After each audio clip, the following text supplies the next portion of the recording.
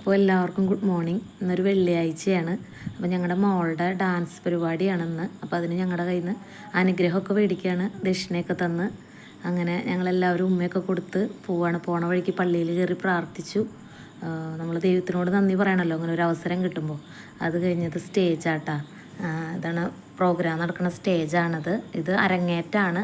പക്ഷേ അരങ്ങേറ്റം ഞങ്ങളുടെ മോളുടെ അരങ്ങേറ്റമല്ല, വേറെ കുട്ടികളുടെ അരങ്ങേറ്റമാണ്. അപ്പോൾ അവിടെ പഠിക്കുന്ന എല്ലാ കുട്ടികളും ഓരോ സ്റ്റേജ് പെർഫോമൻസ് കാഴ്ചവെക്കണം. അപ്പോൾ പുതിയ കുട്ടികളായ കാരണം, ചെറിയ കുട്ടികളായതുകൊണ്ട് അവർക്കൊരു ഫോക്ക് ഡാൻസാണ്.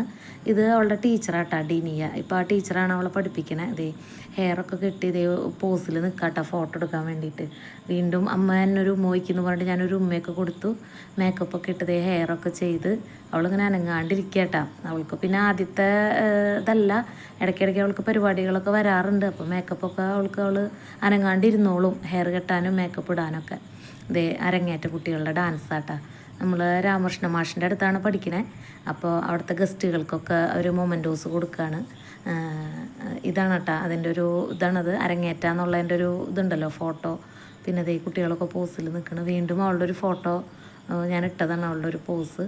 ഇത് അടുത്ത കുട്ടികളുടെ ഡാൻസ് ഇതാട്ടാ, നമ്മുടെ കുട്ടികളുടെ ഫോക്ക് ഡാൻസ് വരുന്നത് ഇതാണ്. അപ്പോൾ എല്ലാവരും കണ്ട്, എല്ലാവരും എന്താ പറയുക, അഭിപ്രായങ്ങളൊക്കെ പറയുക.